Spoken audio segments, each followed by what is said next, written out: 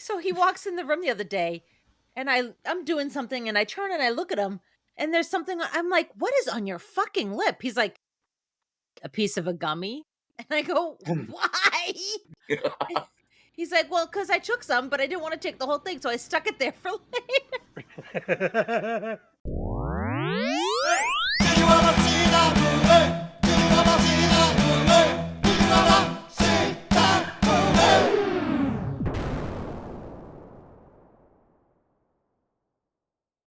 Showtime. Welcome to Hey, did you ever see that movie? I'm your host, Des, and as always, I'm joined by my lovely co-host, Dylan. And you can deal with me, Doug Masters. I just said your name's Dylan. And joining us again, the podcaster with a fully packed bong, Pat.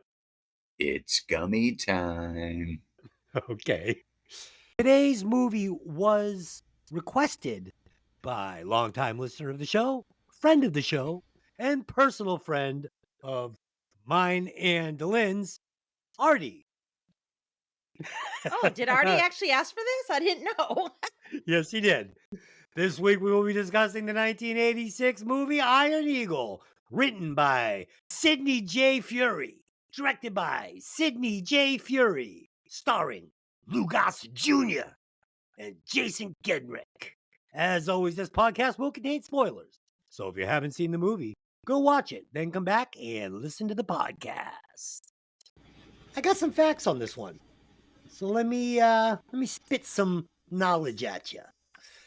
Art Scholl, an accomplished aerobatic pilot who worked on Iron Eagle, was killed during the filming of the flat spin scene in Top Gun. He also worked on Iron Eagle. He was doing them both. These movies came out within a year of each other, and he was flying a prop plane that they would put a camera in, and he was getting cockpit shots, basically. And when they did the flat spin shot, he lost control and was killed. So sad. I remember reading that when we did Top Gun. That's right. That's right. So that's a rehashed fact. Number 2, Morgan Freeman read for the part of Chappie, which was based on U.S. Air Force General Daniel Chappie James Jr. General Chappie James was the first African-American 4-star general. So there you go. Number 3, James Spader was considered for the role of Notcher. I think he would have been a great Notcher. He plays such a great, like, asshole.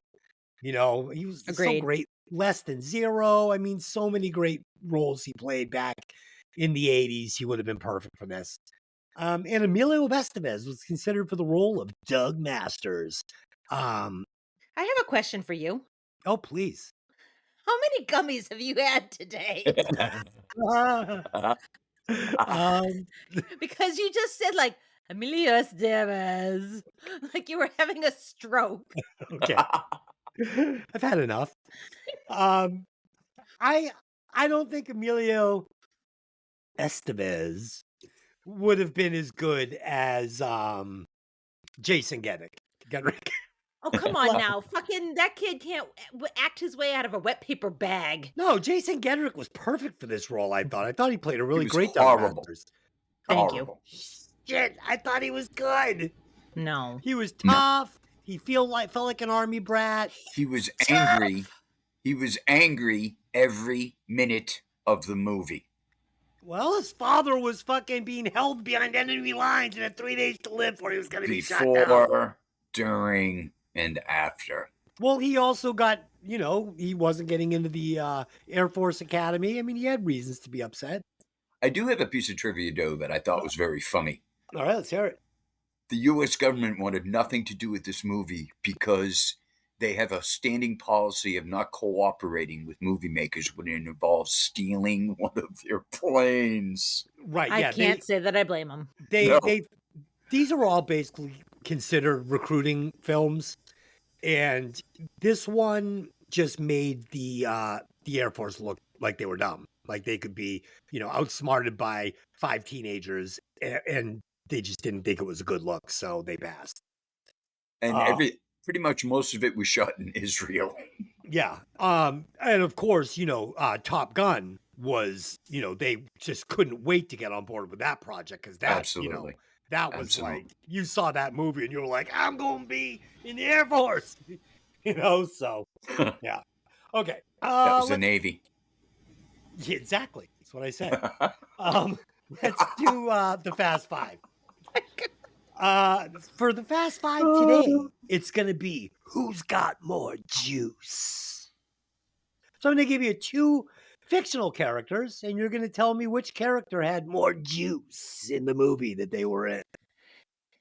When you say juice, do we mean are they too sweaty? Are we talking like charisma? What are we talking here? We're talking juice, man. If you don't know what juice is, then you just don't have any. Well, I mean, I So- wasn't born in the fucking 50s, so I don't know what it Okay. means. Listen, Juice Newton. Let's just get on with it. You know what I'm talking about. Number 1, Luke Skywalker from Star Wars, or Neo from The Matrix. Dylan, who's got more juice? Neo. I love Luke Skywalker, especially later in the franchise, but he's a fucking little dumbass farm boy, especially at the beginning. Okay, Pat, who's got more juice? Neo. Yeah, Neo's got more juice. Yeah. And No he's dressed, question, Neo. he's dressed much better towards the end of the movie. How Very much do clothes cost in the Matrix? If you haven't seen Grandma's Boy, that just went right over your head.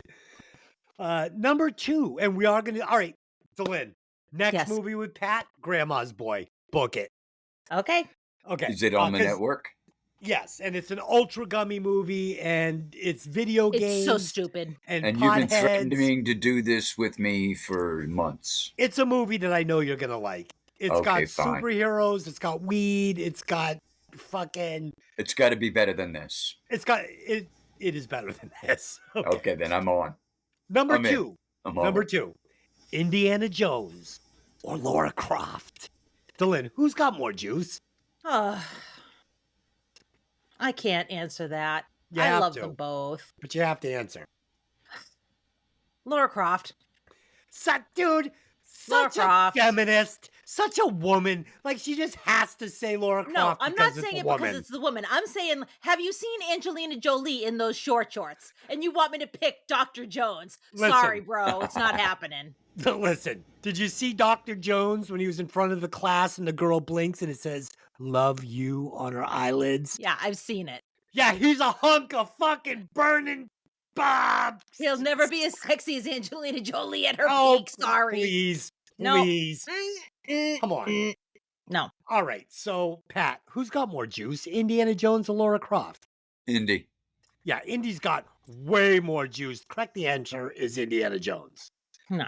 Yeah. Number 3, John Rambo or Dutch, which was Arnold Schwarzenegger in the movie Predator, for those of you who do not know. Get a life. Dylan, which one's got more juice? John Rambo. Pat, who's got more juice? Rambo. Come on, guys. It's fucking Dutch. But Rambo wouldn't have stood a chance against the Predator. So let's see. There's a movie called Rambo, and there's numerous movies called Rambo after that, all starring Sylvester Stallone, or Dutch in one Predator movie, and that's it. Baloney. Rambo. Get to the chopper. Okay. Good Correct God. answer is Dutch. The correct answer is you're a dumbass. Okay, number 4, I second that. Jason Bourne or John Wick. Dylan, who's got John more Wick. juice? John Wick. John Wick. Oh, John Wick. Okay, the correct answer is John Wick. No, but Jason Bourne's got some juice. No. He does. He does. I'll like give him that, that. He though. does. But Okay. John Wick is just the badass. Okay, now I'm going to put Dylan in a stickier situation. It's going Here to we be no going with the woman here. Sarah Connor or Ellen Ripley. Dylan, Ripley. who's got more juice? Ripley. Ripley fucking kicks ridiculous levels of ass. Ripley. You don't even Okay. ask any ass. It's Ripley. Yeah, the correct answer is Ripley. I mean, Sarah Connor's got a terrible haircut. I mean, It was they the said that 80s. Give her a break. Yeah. Sarah Connor was cool, and especially in T3. You're talking T3 Sarah Connor is great, but Ellen Ripley is just something else. Yeah, I agree. All right, that was fun. Let's see. Box office budget $10 million for this movie. Box office gross $24 million. So, moderate success. They doubled their money. I don't think Paid the anybody was bills. complaining. Yeah, I mean, it led to what, 2 or 3 more of these fucking things, none of That was which the I've video seen. sales. The video sales was what prompted the sequel. Oh, really? Okay. Yeah, Yeah. I didn't. I just know Until that happened, they weren't even thinking about it. and I believe Lou Gossett Jr. was the only one that starred in or appeared in all 3 movies. I don't think no I saw idea. any more after this because I don't think I could stomach it. Yeah, I didn't see any more after this, but I will say this movie is a bit of a guilty pleasure for me. I mean, as long as you're ready to just understand that this is teenage fantasy. This is teenage fantasy. And that's what you're about to watch. Don't watch this like you're watching Top Gun. And you're fine. It's a fun movie. This is Karate Kid. I mean, I've seen this movie a million times in a million different spins, and I enjoy it every time. It's a Karate Kid in an airplane. Is that what you're saying? This is Karate Kid and Airplane. I mean, you've got Lou Gossett Jr., you've got fucking Yeah. Okay. Yeah, I can very follow Mr. that. Miyagi. yeah, I can this is very follow that. similar. This is very similar. All right, let me give you a synopsis for this one. A young pilot plans to Dude, just the synopsis alone is ridiculous. A young pilot plans a rescue mission when his father, an Air Force colonel, is shot down over enemy territory and captured. I mean, of course. What could go wrong? Dylan, let's break it down. Holy shit. Wow. All right. Better bump that high. Oh boy, you ready? All right, Yep, here we yep. go. Doug Masters is a hot-headed high school senior about to graduate. He is the son of a top-rated U.S. Air Force pilot, Colonel Ted Masters, and lives on base. Doug has a network of friends, also military kids, who will often secretly procure information for him and each other by exploiting their parents' positions on the base. Doug himself is often given the opportunity to fly with his father and control the F-16 jet they let him go up in, and is often also given time in the base's simulator. He has aspirations to attend the Air Force Flight School to become a military pilot. After a brief confrontation with the neighborhood kids bullying his girlfriend, Doug receives a letter that states he's been turned down admission for the Air Academy. Guys, I don't like this kid. I don't like him. This kid has the biggest chip on his shoulder from the word go. Yeah. From the word go, it was like, holy shit, what the fuck are you trying to prove? Yeah. Fucking Doug Masters, man. I love Doug Masters. So Of course you do. So we're gonna get all these opening shots, First of all, I'm assuming that we haven't got to the Cessna yet, No. but I'm assuming that this red Mustang is probably his father's car. I'm guessing that the Cessna is probably his father's plane. And, dad, he seems to have a cool dad, seems to be putting his neck out for Doug over and over, letting him fly the jet. It's kind of weird how the adults act on this base. Like, it feels like every adult on this base is ready to put their career in jeopardy for a child. Like, every Yeah. one of them. It just doesn't feel real. It felt very fantasy to me.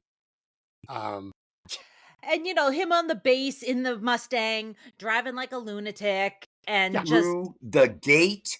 No Yeah, like- stopping through Yeah. the gate. I saw that and Wrong. I'm like, what? Yeah, wrong side of the road. That guard to be firing at him. I don't care if he knows he's Doug Masters or not. He'd be like, I'm sick of this kid. I'm taking a tire out. That would have been cool. Yeah, that would have been cool. Yeah.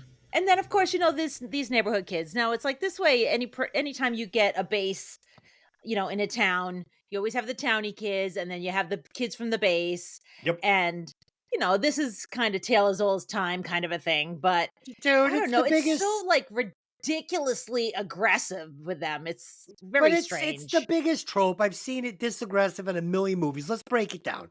You got Footloose. You got the cowboy kids out at the bars and the city kids, and they go and they fight. Karate Kids. You got the Cobra Kais. You got the rich kids from fucking the hills against the poor kids from Reseda. I mean, this goes on and on. I've seen it a million times, and I love it. You know, the outsiders, you got the socias, you got the greasers. I love it all. And I'm fine with this. And I love this whole interaction between Notcher and Doug at this little, burger stand. It's fun. It's fun. I like I it. don't know. I just feel like he's like over the top, like in an uncomfortable way. Like when the guy's reading the letter. First of all, you balled the letter up and threw it. So if they picked it up, that's on you, kid. And then second of all, he's like, and like his two buddies spend the entire time like holding up, like literally the first half of the movie is his two buddies holding him back. It's like, oh God. Oh, Like shit. this is obviously like a pattern with Doug Masters. Chip Doug Masters. on his shoulder. Doug Masters would kick Notcher's ass and does kick Notcher's ass. So there you go. And well deserved. Yeah. All right, let's keep rolling with this sucker. All right. Let's see here. Fueled by the disappointment of being refused the only schooling he wants, and from the boys' repeated torment of him and his friends, Doug accepts a challenge from another teenager to race along a dangerous canyon. Doug will fly his small Cessna airplane against Notcher, who will ride a dirt bike. Before the race begins, Notcher's pal tinkers with Doug's plane's fuel line so that it will stall out in the last stages of the race. Doug is barely able to win the race and afterwards accuses Notcher of tampering with the other kid's plane that died during the running of the race and punches the bully out. So, correct me if I'm wrong here, but that's attempted murder, and it's also actual murder. Like, these kids murdered somebody, Yeah. right? Yeah. Now, either I missed something, because what I remember is the one of the dickheads. How articulate. Yes, very much so. He, if I remember right, he messed with the oil cap, so the engine would seize. And the reason the other kid died in the plane, Chappie explains, because they're running 50 feet off the ground and their mixture was too light and the plane stalled and the kid died. Right. And nobody knew that. Cappy figured it out. That's why he was messing with Doug's plane, explaining to him why. Yes. So right off the bat, go ahead, honey. I was gonna say, at one point he says, "You messed with that kid's plane too, right?" And he said yes. Yeah. So he killed the kid. Yes, they are those I kids. did miss something then. Yeah. Those kids directly led to that death. So here's the thing with this fucking bizarre town. Like I said, that just kowtows to all the children. All right. Like Chappie is an adult. He knows about the Branson kid. He knows the kid died doing the snake. And what's he doing? He's not there to say, all right, everybody fucking go home. It's not happening today. No. He's helping prep the plane that's going to be a coffin for the second teenager in town. This race would be off. This race wouldn't be happening. Okay? And does every kid in town have a Cessna? I mean, what the fuck, man? It's beyond ridiculous. Well, It's it is beyond. the Flying Club. These are all high school kids, and they all have With fucking valid $30,000 pilot's Cessnas license. and $30,000 Cessnas. Nobody said they owned them. So what they So can who just, does? who does? Whose planes are they?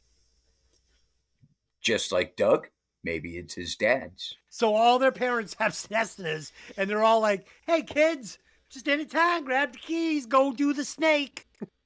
Okay, give me a fucking break with this. Says the guy Jeez. that this is all fantasy, and now you're tearing it up. Of course, it's not even gonna be close to happening. But this is again, this is it's great. It's fun. How can you not like this race? The one kid's on an XR like 250, fucking ripping through the desert. The plane is fucking flying at like 30 feet off the ground. This is amazing stunt work by this pilot. And I'm not sure. I'm pretty sure that what I read is this isn't possible because the plane couldn't lose to the motorcycle. It has to maintain a certain amount of speed to stay To airborne. stay in the air. Right. So That this is makes all sense. ridiculous. Of But course it is. But I enjoyed it. I mean, you have to admit these are fun scenes. They are, but when you see them, you have to ask yourself, how the fuck is that plane not going to win this race? Yeah, dude, me and You Delin have watched to this. ask yourself that. I mean, there are certain scenes where the camera's got them like fucking neck and neck, and then the motorcycle throttles up like he's gonna get away. And Yeah. I was in tears. I'm like, you gotta be shitting me. Yeah, Dude, it's Delin and ridiculous. I watched this together, which we never do. It was a little weird. And I bet. the fucking dude at that last scene, the final scene when they're coming to the big paper finish line, Yeah. and dude, like you said, Notcher fucking pushes the throttle back like that 4-stroke fucking XR 250 is gonna fucking outmuscle the Cessna. Oh my shit. god. It was so fucking- stupid. It was ridiculous. Again, that's why when I saw him, when the camera showed him twist that throttle, I almost peed. I laughed so hard. Oh my god. And then again, there's a bunch of townspeople there. These damn kids running the snake again. They learned a lesson after the damn Branson kid fucking ate it on Devil's Face. Like, whatever. So stupid. And what's he Yeah. sitting in the malt shop playing checkers with another old coot? Yeah. And we get the exposition that, Notcher made me do it. We loosened the oil cap. They were gonna let him fucking eat it on the face. These kids are fucking psychopaths. Yeah. Doug Masters fucking lays them out. I love it. We also get some shots of this fucking tricked out fucking Walkman that he's got duct taped to his fucking leg. Oh, dear God. It's fucking so love weird. this. Every I love single time I see that thing, like in the beginning when he gets in the simulator, before the canopy comes down, he's strapping that thing on. All I Ugh. can think to myself is, this is absolutely fucking absurd. The simulator. I did not say Okay. simulator. Yeah. And again, the guy who fucking sets up the simulator, he's putting his entire career on the line, letting this kid fucking go in and use the simulator. And then there's another scene where he fucking is gonna bump a fucking colonel, Chappie. Like, hey, I got a guy coming in, but he's running a few minutes late. Why don't you jump in? And then he lets him complete the entire simulation. By the time he gets out, Chappie's standing there. He's like, sorry, dude, you're out of luck. I let Doug Did you Masters. notice? Did you notice that it was Chappie's voice in the simulator near the end? Oh, I didn't. I did. Oh, At then- least well, I'm then- pretty sure it was. That's why I wasn't surprised to see him outside the simulator when Doug finished. a good observation. That maybe that's why they didn't cut him short for Chappie. Chappie let him have Maybe. it. Yeah. So, whatever. All right. All right.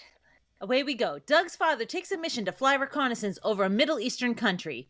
Though the government there is presumed to be non-hostile, Colonel Masters and his wingman are shot down. Masters himself is captured and held prisoner by that country's Minister of Defense, Colonel Nikesh. Nikesh tortures Doug's father and proclaims him a rogue terrorist and sentences him to death. Back at the base, the commander informs Doug about his father's capture and that the U.S. State Department plans not to invade the rogue country to rescue his father. Doug is immediately angry because he spends the entire movie being angry, so he says that the U.S. government isn't going to do anything to help his father. However, the base commander tells Doug that their hands are tied, but they're continuing to search for a diplomatic solution. Doug talks to an older pilot, a friend of his father's, Colonel Chappie Sinclair, who tells Doug to let the government continue their efforts to secure Colonel Masters' release. Doug asks Chappie if there's a possibility that a pair of F-16s could fly into the hostile country and rescue his father.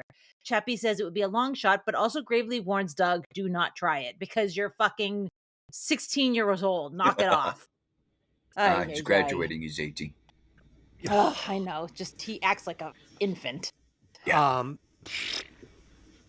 Okay, Okay. first of all, let's talk about the fact that he is with his mom in the Air Force Base waiting to talk to somebody. Nobody's telling them anything. And he's like, hold on. And he just fucking goes into like the secure like meeting room and just like, and like the commander is like, it's okay. It's like, that would not be okay. Dude, he That's storms. okay. He Well, of course storms. it's okay. He ran the front gate. Nobody's stopped at the front gate. Of course he can go anywhere he wants. Doug fucking kicks the door of the main fucking like control room where they're like planning top secret missions all over the world. Operation centers. The operations center. There's a 5-star general there. Doug Masters kicks the door and walks in. You points at the 5-star general. Front and center. I want to know what's going on with my dad, bitch. General's like, all right, debrief him. This is Doug Masters. After a debriefing, Doug hunts down Chappie. We're going to get this together. Man, I've been playing fucking Iron Eagle on my fucking, my Sega Genesis, and I can fucking do it, man. And Chappie's like, all right, we're going to do it. We're going to fucking get No, two. Chappie doesn't say all right. Chappie says, let them fucking do what they got to do. And what did I say to you at this scene? What did I say to you? I don't remember. Oh my Of course he God. doesn't. Oh my God. Did So you actually expect him to remember? I did, because he laughed. He thought it was funny then. Okay, so they're having the conversation, and Chappie says to him, dude, cut the shit, go home, take care of your mother, take care of your brother. That's let right. let the adults handle this. And I looked at Des and I went, the end. That's right. That's right. You did. The end. Okay. So let's pretend that you did. That That's was good. funny. So let's That's pretend really good. that this right here, this scene where Chappie says, go home, take care of your kid, brother, and your mom, right? Let's say this is where the movie ends in reality. So Doug goes home. I knew this was coming. He lays down and falls asleep. Commence with the movie. It's all a teenage boy's dream of how he rescues his father. Makes more sense. Better movie. Would have been a hell of a lot more believable. Yeah. Yeah. If it was a dream, then when he wakes up and, oh my God, what a dream, you'd be like, well, that explains a shitload. Yeah. Meanwhile, he on the newspaper, Colonel Doug Masters, sorry, what's his name? Dad's name, Ted Masters, executed. Yeah, that's it. That's it. Oh. Yeah, so Chappie, all right. To so be continued. You are right. Chappie does say it's not advisable. Don't try it. Go home. But he also kind of is leading him on. He's like, it'd be possible. I mean, I could probably plan it if you could get a couple of F-16s. I mean, we probably should, but I could do it. You know what I mean? He winks at him. Maybe a little Italian food and some late nights in my trailer. We could probably put this thing together, kid. Ew. I mean, I'm just telling you what Yeah, happened. my mind said the same thing. Listen, I'm just telling you Ew. what happened in the movie. There was some, get your butt in my trailer, boy. Oh boy. Here we go. Oh, God help us. No. Okay, let's keep rolling. Please. All right. Doug talks to his friends at their clubhouse, an old abandoned bunker on the base, and asks them to help him gather intelligence information on the country and city where his father is being held, as well as their military capabilities. Doug and his friends have built an extensive network for themselves around the base and often fool the parents who work around top secret information because, like, what security? Oh, God. Doug talks to Chappie again, telling him that he can get more information from him to plot a mission to rescue his father. Chappie admires Doug's initiative and, knowing that Doug's father is running out of time quickly, agrees to help him. Doug's friends begin to gather the info they need. At one point, they set off firecrackers in the main command room because, yeah, that's going to happen, distracting the personnel long enough to gain access to a restricted computer. Chappie guides Doug's crew through the planning process, and they formulate a mission to have 2 fully fueled and armed F-16s for Doug and Chappie. Dude. And you know, I also, dude, seriously, what? I also love that fucking all Doug has to do every time he's on the tarmac flying around fucking $7 million fucking F-16s. He just goes, yeah. And he puts his head down and people are like, oh yeah, that's a man. That's a fighter pilot. He belongs here. Like, when he gets out of, in the memory, in the flashback, when he gets out of the plane with his father and the other, like, fucking fighter pilot comes over and he's like, what are you doing? Loop-de-loops up there? Come on, Ted. And Ted's like, kind of like, my throttle's stuck. You know, I was trying to shake it out. And Doug's behind him like, yeah. He's got his head down. Like, come on, that's obviously Ted's kid. Okay. Fuck. Are we done? No, we're not done. Oh God, no more, So please. all of these, so this montage of the Flyboys, the fucking little club, running around like tricking fucking their parents into restricted areas and setting up all these wildly unbelievable scenarios. Like I love it. Like the little fucking Oliver from the Brady Bunch kid. Like he runs, and he's like, "Hey, Dad, look, squirrel!" And like the father looks, where? And like he's like, and he's just like ordered up 2 F-16s fully loaded. Then like the other one goes in and like, hey, fat fucking computer lady, look, there's a fly in your coffee. And she's like, where? And he's like, he hits one button, and this fucking like computer tech that works for the fucking government, and her only job is fucking working that laptop 8 hours a day, is like, oh my God, my computer doesn't work anymore. And he's like, oh, why don't you go take a shit and I'll fucking finish up here? And she's like, that's a great idea. And then he hits the one button again, and the computer works perfectly. Oh my God, the firecrackers in the hangar? Come on, please. The whole thing It's is all ridiculous. really ridiculous. And then he's Yeah. going to show up at Chappie's fucking trailer and be like, I think we can do it. I think we can do it. And Chappie's like, you may be right.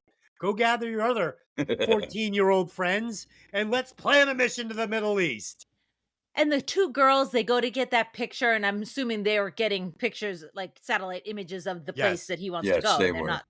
So she goes, oops, and drops the like drink on him, and he's like, Spills now the I have to drink go on her wash father. myself off. It's like, Yeah, that's right.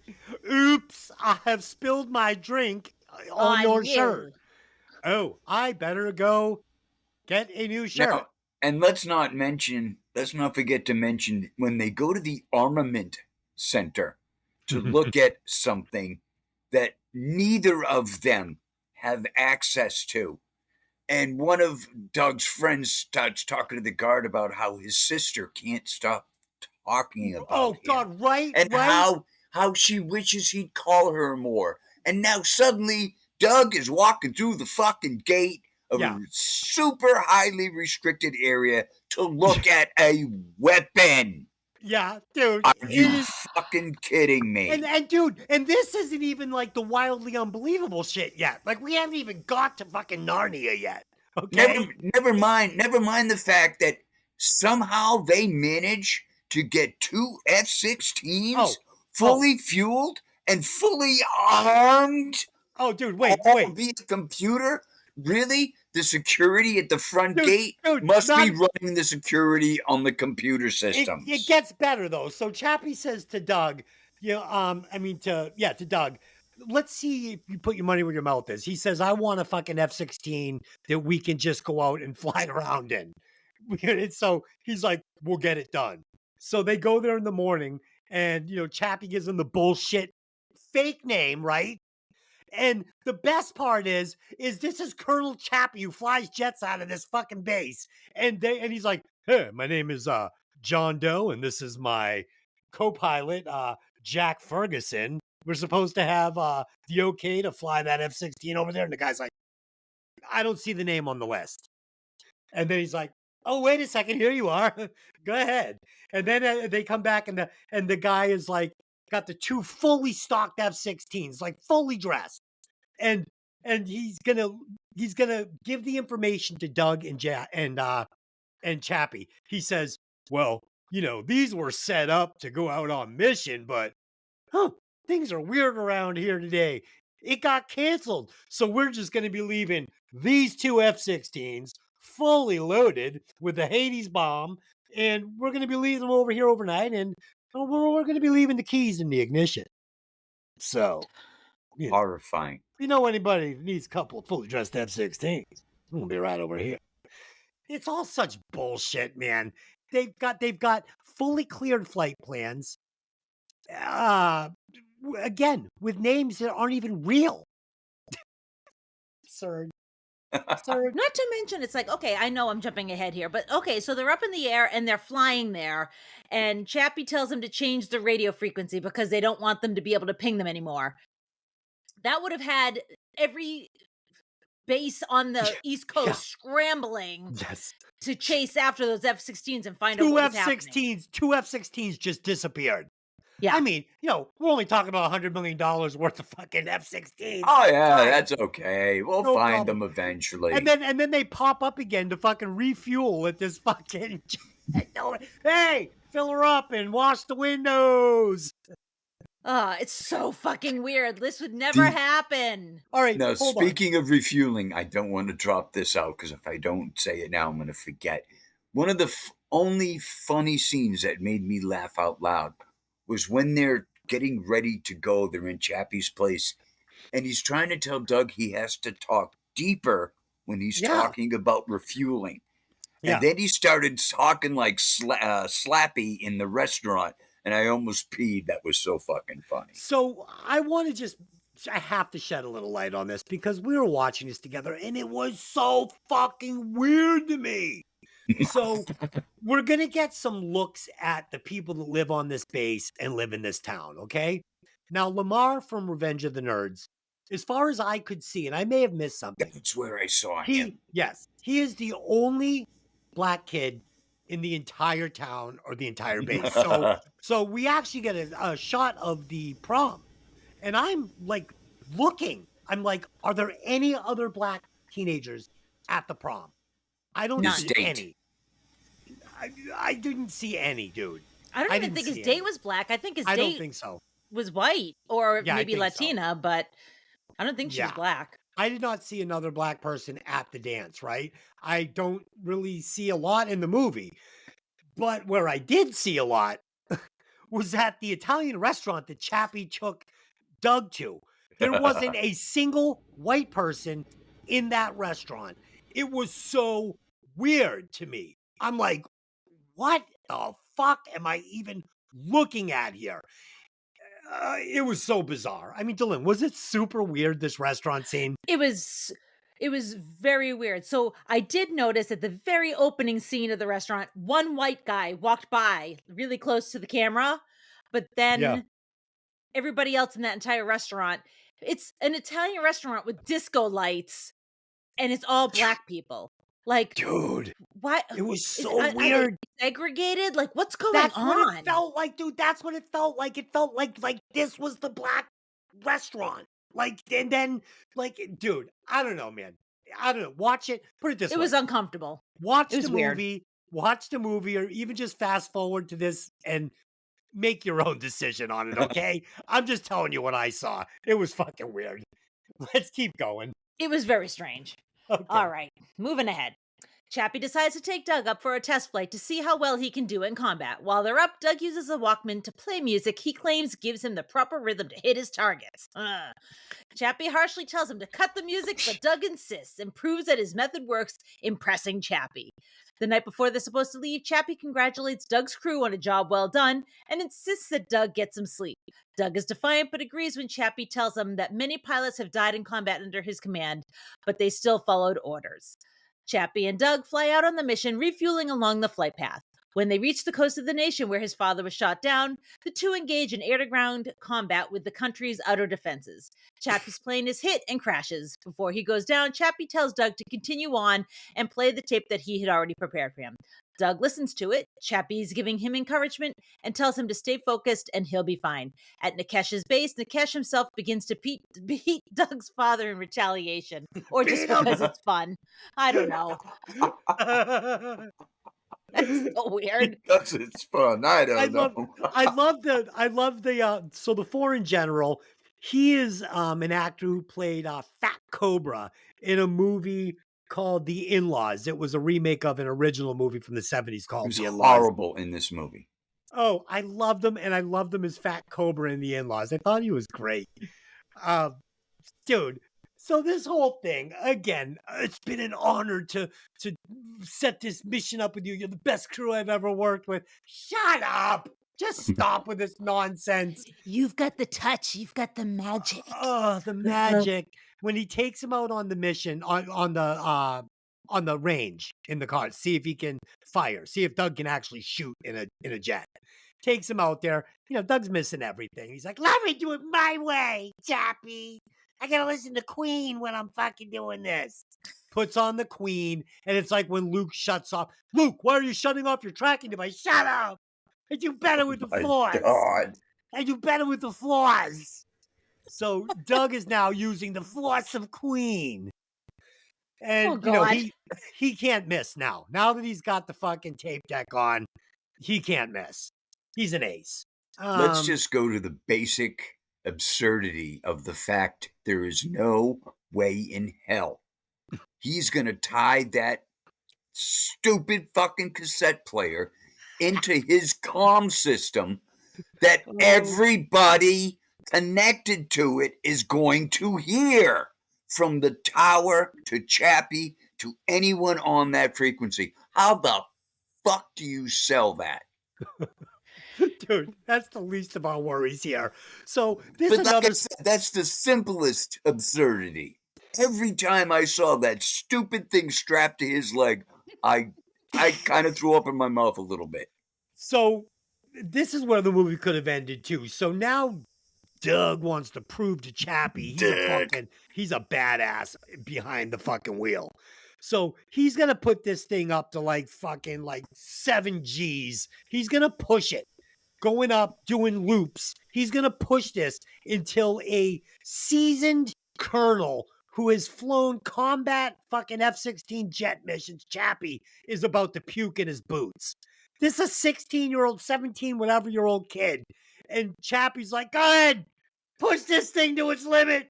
Push me to my limits. Like, how they both didn't just black out from fucking the G's and that plane just flat spins and just crashes into the desert.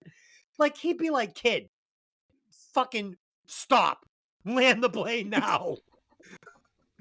What the fuck, man? This like putting your 16-year-old kid behind the wheel of like your fucking Ferrari.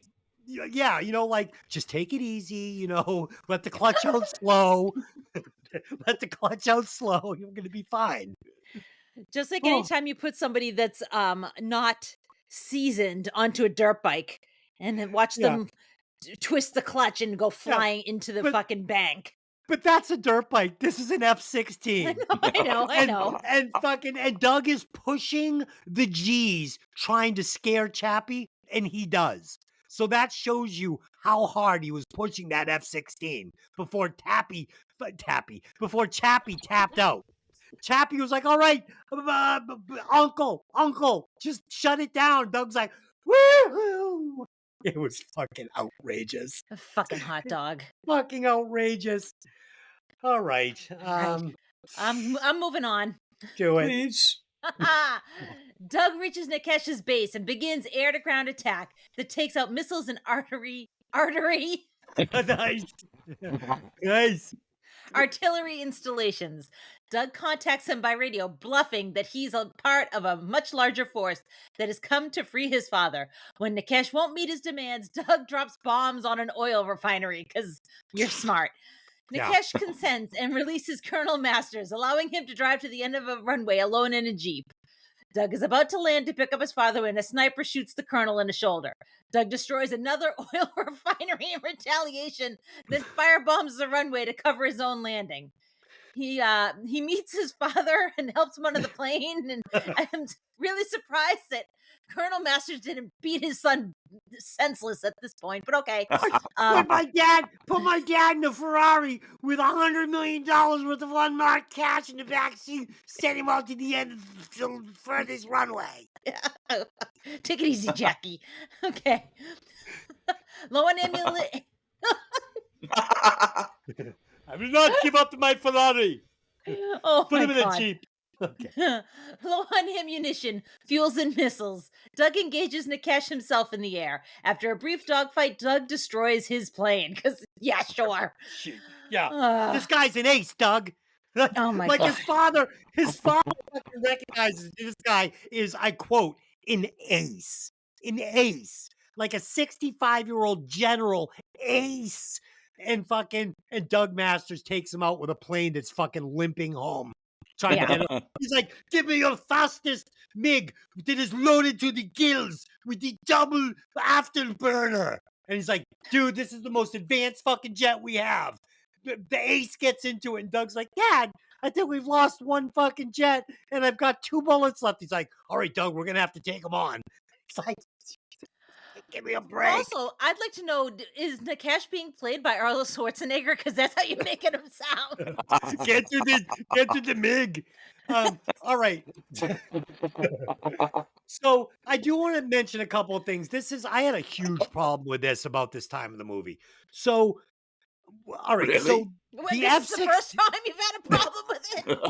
So the F-16 obviously has an armored casing over it. It can take some shots, some hits. And when Chappie gets hit with bullets, he can still fly the plane, crippled as it is. I mean, Chappie's like, I got maybe 5 more seconds in the air before this thing goes down. I think I can take out 2 of these fully functioning MiGs in the last 5 minutes. So when they hit his plane, it just shoots holes in the wings and messes up electrical. But when Chappie or Doug shoot their machine guns at the MiGs, they explode like they are laced in nitroglycerin. It doesn't make any sense. And They're not even- let's not dismiss the fact that every plane that exploded wasn't moving when it exploded. Did you notice that? and they were made out of balsa wood. I saw the splinters of very wood. first plane I saw explode in the air, it wasn't even moving. It literally looked like it was not totally stationary and then just blew up. I'm like, Pat, can you believe that this movie had a bigger budget than Top Gun? you told me that a couple weeks back or a week or so, and I was like, how the fuck is that even remotely possible? Val Kilmer, Tom Cruise. I mean, that movie had huge actors. I don't know about you, but Tom Skerritt. I thought the fucking fight scenes and the dogfight scenes and all of the scenes, the aircraft carrier, it just looked like it cost $100 million more than this movie. And here's what I see the biggest difference. The government was all in with so Top they let Gun. them use stuff. Dude, And they wanted absolutely nothing to do with Iron Eagle. Dude, you know what it reminded me of? Like, during some of these fight scenes, like, I was surprised we didn't see, like, 2 little kids' hands holding fucking, like, metal toy jets going, yeah. And, like, they tried to, like, blur out the little hands with, like, fucking Vaseline on the lens. Oh my God. All right, so I did. Is it over? No. So there Almost. was a part I wanted to also discuss that I thought was really cool. I really liked it when Chappie went into the ocean that he had set up this tape for Doug to listen to. And I know it's super cheesy and he could have just told him this shit at the house when they were up looking at pictures of dead pilots that Chappie knew when he was trying to like scare the kid to take a nap and take the mission seriously. But it was fun. I liked it. He goes up to, whatever, 30,000 feet where nobody can find him, right? I mean, come on. Yeah. But He's he goes untouchable. Yeah, he's listening to the fucking tape, and it was fun for movie exposition. I enjoyed it. I thought it was good. Did you guys like it? Yeah, I like the scene. It was fitting. Yeah. For the time. It was fitting at that time of the movie. Yeah. I would actually like to back up a little because you and I talked about this. There's too much fucking talking in this movie. Oh, yeah. There's too much. All the fucking time with Chappie and Doug talking. And it's like, don't get me wrong. You got Louis Gossett Jr. You want to use him. I get that. But it was like too fucking much. There was like 3 scenes of fucking Chappie licking this kid's ass. Like, come on, dude. Like, no. Yeah. It was a lot of exposition in this movie. He's in the shower and he's talking. He's jogging and he's talking. He's eating dinner and he's talking, and it's like, oh, for the love of God, why did you need these scenes? Dude, it's like, you know what? The more you explain this mission, the less I believe it. Just don't talk about it. Just do it. You know, I mean, It's like I don't need this. If you had given me just the montage of the kids with him doing all the paperwork and stuff, we're good. We yeah, didn't need 20 minutes of him and Chappie talking. And then you no, get the conversation in his trailer. And now there's the conversation on the fucking Walkman. I'm like, yeah. okay, I've had enough. And I've I'll had tell you enough. something else. The U.S. government would have had a bigger problem with those 2 oil refineries than that country's fucking problem with it. Defenses. Like, Yeah. the U.S. government doesn't blow up oil fields; they steal them. So that's going to be a huge problem for Doug. All right. The biggest problem I had with the whole thing was here's this shitty little third world country who thinks they're bigger than they are, and they have absolutely no problem going to war against the United States Well, no, over no, a pilot that no. they claim was in their airspace. This is one of the things that actually makes sense in the movie. So Ted was in the wrong. Ted was way over the line. And like he says, this is our country. We make the rules here, not you. So US says we fucking recognize a 12 Oh, yeah, mile. I agree with you. I remember that. Yeah, so he is They flying didn't. in. The U.S. didn't recognize. That's right. But that's too bad because he's not flying in the United Right, States anymore. right, He's flying right, in their right. country. And just like if they came here, I mean, Iran could say, the fly zone is, we can go just over California. We'd be like, no, that's not where the line is. So Right. Ted is flying in their airspace. And this is all verifiable to NATO or anybody who wants to look into it. And then he fires on their planes. No, they fired on him. But I was he going to say he fires back and kills one of their pilots. the only thing that I found absolutely the worst about that entire scene was the fact that as he tries to explain that they're in international airspace, before he even finishes the sentence, he's being fired upon. Holy shit! They just fired at us. Yeah, he knows what he's doing, and they've been warned time and time again. Okay, okay. That was horrible. The exposition's in there. That you would be warned time and time again. Arnold's back. Yeah. So It's channeling basically, Dutch. so there's nothing they can do. There's nothing they can do. One of our pilots has gotten into air combat with a foreign country in restricted airspace. He was wrong. That's it. So now it is up to their government what they're going to do with Ted Masters. And like Chappie says, what do you want him to do? Start World War III? Want to start a war over it? What are we going to do? Nothing. Just like we did nothing when Russia took that female basketball player and put her in jail for a year for having fucking pot in her bag. We did nothing. And eventually she got home. But it just shows what politics, what part they play in international diplomacy. And this is what would have happened. Nothing. So, yeah. Not to get all fucking deep and heavy on you. Wow, you lost me. All right, let's move on. Moving on. A small squadron of Nikesh's pilots are waiting for him, but bug out when a squadron of American F-16s arrives and escorts Doug's. Hold on. We didn't talk about the actual rescue scene. Yeah, I did. No. I have so much to say about the rescue You mean scene. the scene where Doug's father was shot as he was landing? Dude, yeah, when they're trying to and takes back off into the air and attacks everything. and then the fucking general is sending people on fucking big wheels through the fucking Hades firestorm. It's funny. Hey, put him in a wheelchair and push him through that fire. He'll make it. The two trucks were unsuccessful, so let's send the motorcycle with the sidecar. We'll send them through. They'll have better luck. So DeLynn says to me, what made them think a Jeep was going to make it through that fire? He said, hold on, it gets better. Because I've seen this so many times. And then they send the fucking sidecar through. Okay.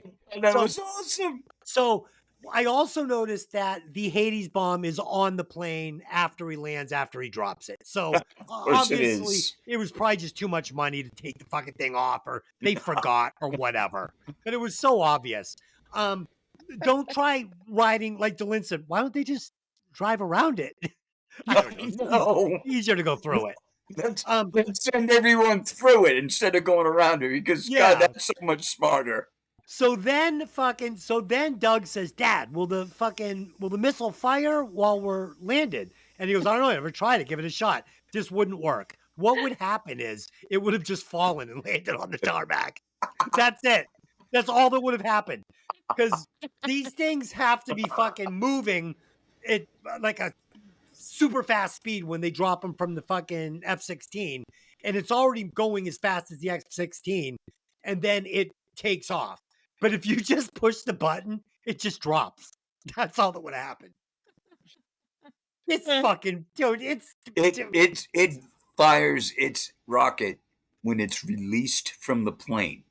dude, Doug, what are you But- doing here? It is going to have to be. Doug, what are you doing? The father, What does it look like he's doing? dude, and like, was the father shot in both ankles because he can't walk now? Yeah, Dude. suddenly that shoulder wound's got him weak in the knees. He Dude. can't move. But I love it when Doug gets out of the plane. It's on the F-16. Doug, what are you doing here? Like, I wouldn't be any more surprised if my head was stapled to the tarmac. It's fucking ridiculous, man. So Oh Doug, just get it up in the air. We'll take them on in the air. Oh God, what do we got left for fuel? Well, we got about fucking half a cup of fucking of regular, and we got a fucking 9mm in my backpack. What do you want to do? We'll take them on. And then we get the fucking stupid, do you want to do something? You know, the head honcho flying in this, they're ours, Dad. And fucking, and then, the two MiGs bug out. And then, do you think it'd be all right if we flew the missing man formation? We're already in it. We were hoping you'd take the lead. I'm like, fuck you. Fuck you. Okay. Hey. A small squadron of Nikesh's pilots are waiting for him, but bug out when a squadron of American F-16s arrive and escorts Doug out of hostile territory. Doug asks the squadron to take up a missing man formation for Chappie, which they gladly do. Back in the United States, Doug's father is debriefed, and Doug goes to a military hearing to answer for stealing the plane and taking on an unauthorized mission. Let's not forget the fact that Chappie lost his plane, so it's not even just stealing a plane. He stole two and lost one. The tribunal calls in a special witness who turns out to be Chappie himself. He lived. When Doug is admonished by the base commander, Doug asserts that no one else seemed to be willing to rescue his father. Chappie testifies, saying that he aided Doug and that Doug also needs to learn discipline and that an air academy would be a good place for him to learn. The commander agrees to endorse Doug's application, and they all go home in this fucking fever dream because none of this would have ever happened. Okay. First, So- I got to give props. The general at the hearing, Lance Legault. Fucking love him. Okay. Fucking dude. So this whole air battle is with Doug when he's, 1 on fucking 3 or 1 on 5, whatever it is, with the ace. So first of all, this general, he's an ace. He's an ace. He knows what it took for Doug to get there. He knows He's an Doug is ace alone. hole. Yeah, he's an ace hole. He knows what it took to get Doug there. So he knows this plane is out of gas. It's running on fumes. He's got no fucking weapons left because he just watched them blow up everything in his fucking village. He's like, this plane has got no bombs, no missiles, no guns, and no gas. And he is fucking a minimum of 2 fueling stations away from reaching his own base. Okay? So why is he going to fucking get into a fucking showdown in the middle of the street no. This ace just going to fly around and wait for him to run out of gas or wait for him to run out of bullets. He could have waited him out. It's ridiculous. Why isn't every single jet on that fucking base in the air? Every jet. It's fucking ridiculous. Oh God. So Delin cried when Chappie showed up. She I was like, did "He's not. alive, I Chappie!" did And I not. saw a tear in You her sure eye. it wasn't you that It shed might a have been tear? him. All right, Yeah. I I'm choked up thinking a it little. may have been. It's probably on gummies. The whole thing is just so fucking bizarre, man. You know, everybody on the whole base knows what happened. Everybody. This is not something that just Chappie and Doug know. All the kids know. If they all know, all their friends know. Their parents who all got fucking snookered by the kids, they're all in the goulash. All of them. All these kids' parents are in jail right now. They're in the American chop suey. Gulag. No, you're telling me nobody lost their job? Oh, they absolutely would. Every They might have one even been of them, They would have been from the court-martialed. Yeah. from Yeah. the fucking kid at the gate who's screaming at him about racing down the road, to the simulator.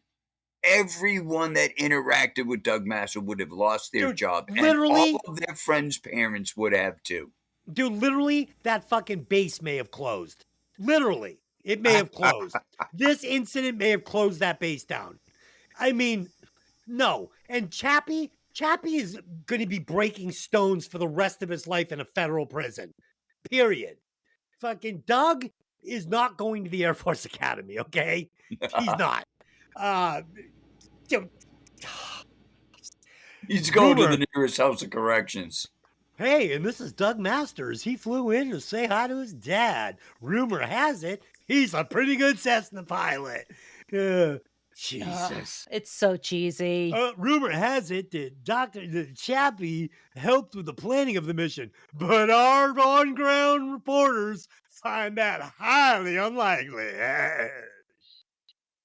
Yeah, it's bad. It's bad. It's Oh, bad. shit. Let's score this thing and fucking move on. I think Yeah, we need to should. put this in the can. I'm hungry. Okay. Okay, so let's do a recasting couch. I No. would replace the plot with a better plot. and I would replace Chappie and Doug with Iceman and Maverick. Good God. I would make this Top Gun. Delin, what do you got? I replaced Doug with Ralph Macchio, because why not go with the other 80s idiot? Why not make this completely unreal? What? So when he knocked out Notcher, I can add this to the triad. wait, when he knocked out fucking Notcher, would it have been with the fucking crane kick? Yes. Okay. I'm gonna complete this triad. Go I'm ahead. gonna recast Doug's father with Nick Nolte. Okay. Did anybody notice that that put him in a body, get him a body bag? He was Notcher's buddy, the one that loosened the cap on the plane.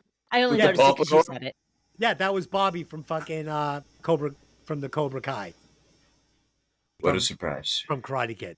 Uh-huh. Nice How boy. exciting. Nice boy. Yeah. Okay. Not really.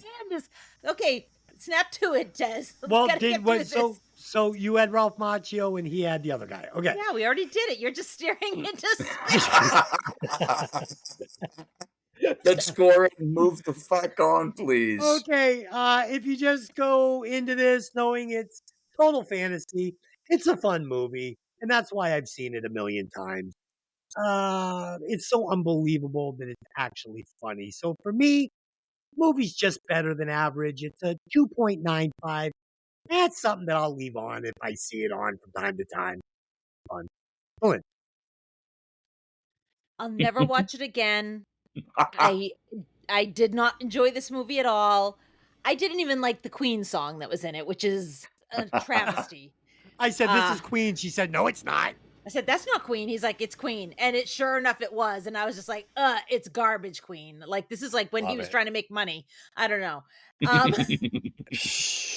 I give it a 1.35. Holy shit. Wow. Okay, Pat, go ahead. I'm just going to cut to the nitty gritty. I'm giving it a 2.5. Okay, so it's average for you. No, actually, average would have been 3.5, 4. No, 2.5 is average because we have a scale of 1 to 5. So 2.5 Oh, then is negative 2 because it's not average. Whoa. so two. He's Two. lowering his score. Hold on Yeah, now. Yeah, because Pat was confused what the middle of 5 is. What? He's like, if I was going middle, I'd be somewhere around 4. Okay. Okay. Oh boy. All right, guys. That comes to that's not good. Uh-oh. Uh-oh. I hope it's below Neighbors. Let's see. It's a Oh, it's gonna be far 2.1. below. It's It's a a two- Is 2.1. it like the lowest one we've ever scored? Oh, let's see. Oh boy. It's got to be at the bottom. It is not at the bottom. Holy It shit. is. It What's is. the bottom? Oh, hold on. So it's a 2.1. So it's going to number 58. That's where it's gonna land on this list of 61 movies. It's number 58. The only 3 movies worse than this was This should be Strange good. Days, Staying Alive, and Streets of Fire. Okay, so Staying Alive is way better than this. No, it's not. Strange garbage. Days. Not. Strange Days definitely worse than this. And what was the other one? Streets of Fire. Streets not of good. Fire is better than this, in my opinion. Yeah, it might be. and- But Streets we- of Fire is our worst movie on this. So that was 63 movies, but we've actually reviewed 80 movies. yeah, because so, we have yeah. ties. Yeah, there's ties. But there's 61 spots right now on the list, but we do have movies that are tied. Yeah, there should be no ties because people were giving rookie scores, round scores. I told everybody from the beginning, don't do round scores. Give us 2.51, 2.78, even though I just gave a rookie Yeah. score. Yeah, you All did. right. All right. All right, we'll be back next week where we will be reviewing Heat with Mikki and Tony 2.0, another dysfunctional date night. Should be fun. On our sister podcast, Breaking Vinyl, we're going to be doing Aerosmith, Get Your Wings. So yeah, join us for both of those next week. And until then, I just got one question for you. Can you handle Doug Masters? Oh, See you next no. time. Not a chance in hell.